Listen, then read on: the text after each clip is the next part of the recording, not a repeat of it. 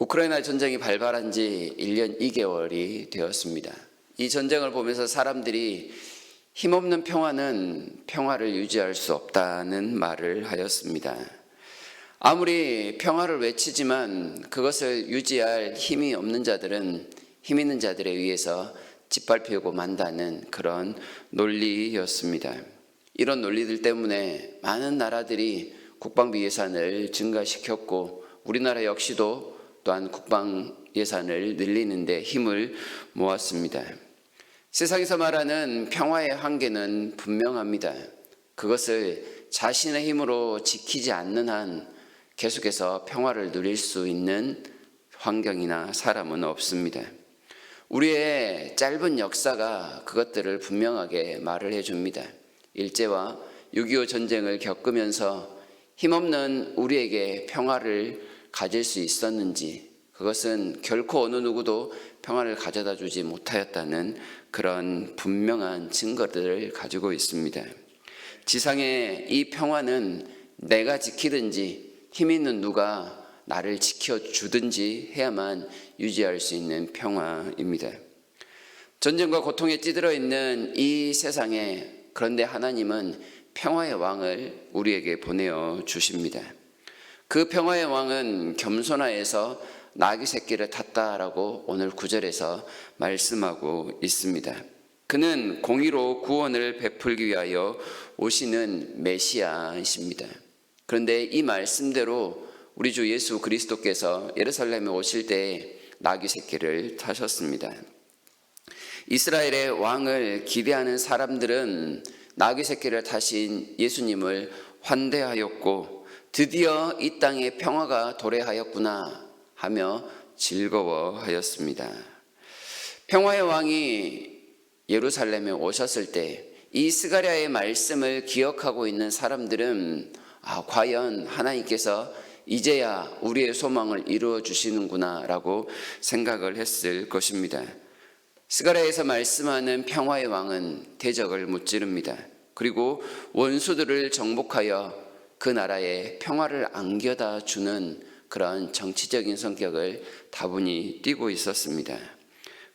또한 평화뿐만 아니라 번영까지 이루어 줄 그럴 왕이었기에 예수 그리스도를 바라보며 다윗과 같은 그런 왕을 기대하는 것은 그들에게 결코 무리가 아니었습니다.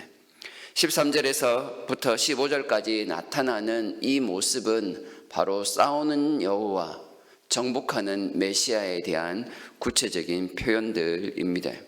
대적을 쓸어버리시는 왕의 전투가 나타나 있습니다. 여기에는 유다와 에브라임이 하나님의 전쟁에 동참합니다. 그런데 유다와 에브라임은 남과 북 왕국을 대표하는 각각의 지파입니다. 그렇다면 모든 이스라엘의 지파가 하나님의 전쟁에 동참하여 평화를 성취해내는 그런 모습으로도 볼 수 있을 것입니다. 하나님께서 화살을 번개같이 쏘아대시며 남방에서 부는 회오리 바람처럼 대적들을 몰아붙이실 것입니다. 이런 공격을 막아낼 대적은 결코 세상 어디에도 없겠지요. 그래서 하나님께서 싸우시며 또한 하나님은 싸우는 하나님의 백성들의 호의까지 맡으시며 완전한 승리를 이루어내실 것입니다. 이스라엘을 공격했던 모든 대적들에게 원수를 갚는 일까지 포함해서 말입니다. 그러나 예수님께서 오셨을 때는 이런 평화를 위한 또 다른 폭력을 행하는 모습을 결코 행하지 않으셨습니다. 예수님은 베드로에게 칼을 가진 자는 칼로 망한다라고 하면서 그의 칼을 칼집에 꽂게 하셨습니다. 예수님은 평화의 왕으로서 폭력을 종식시키기 위하여 오신 왕으로서의 모든 활동들을 하십니다.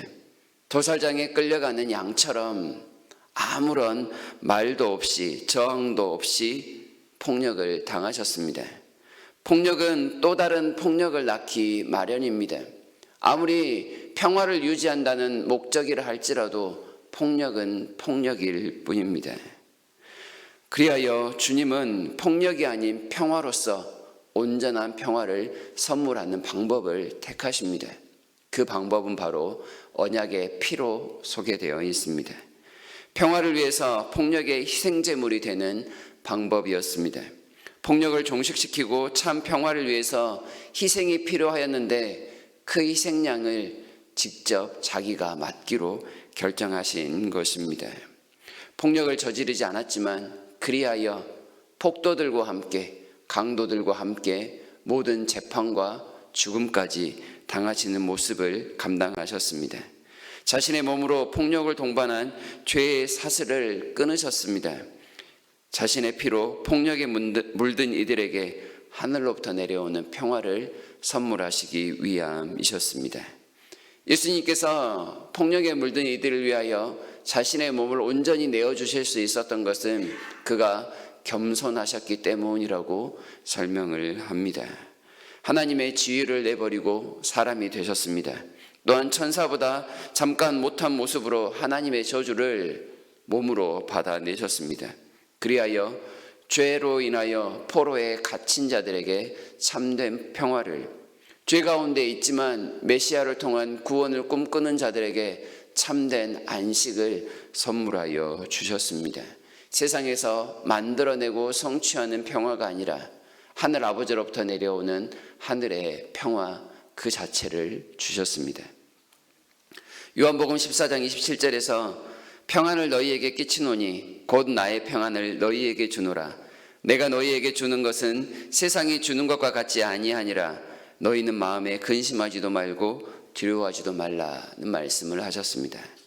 겸손하여 나귀를 타신 예수님께서는 우리에게 주신 평화인데 그 평화는 곧 다른 이름으로 복음이었습니다.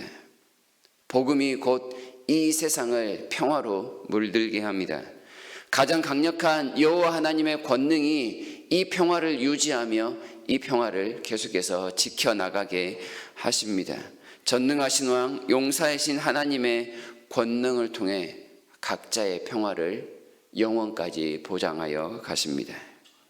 이 평화의 복음이 더 이상 전쟁을 필요로 하지 않습니다. 그래서 에브라임의 병거와 예루살렘의 말을 끊고 전쟁하는 활도 부서뜨릴 것이라 10절에서 말씀하고 있는 것이지요. 이방 사람들에게까지 이 평화의 복음이 전달이 될 것입니다. 그리고 그 경계는 바다에서 바다까지, 강에서부터 땅끝까지 펼쳐지게 될 것입니다. 온 세상이 주님의 복음으로 정복되어 갑니다. 물이 바다를 덮음같이 여호와의 영광을 인정하는 것이 세상에 가득함이니라는 주의 말씀의 성취를 이루어낼 것입니다. 실제로 사도들과 선지자들 그리고 많은 복음의 선배들이 이 복음을 온 세상에 전달하였습니다.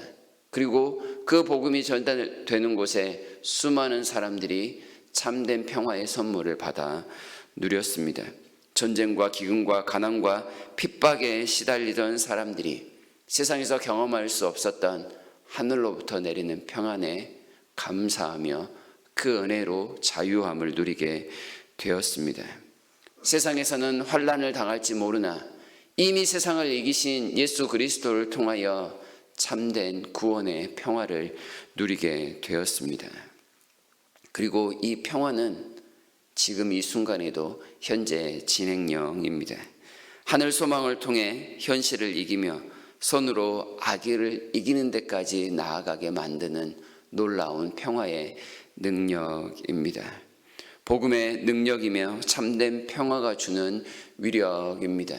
여기에 있는 우리 모두가 다 이런 평화를 선물로 받은 사람들인 줄 압니다. 이 평화가 우리 안에 가득함을 알고 겸손하여서 우리에게 참된 평화를 주신 예수 그리스도를 따라 세상의 어떠한 상황 속에서도 평화를 잃지 않는 삶이 되셨으면 좋겠습니다.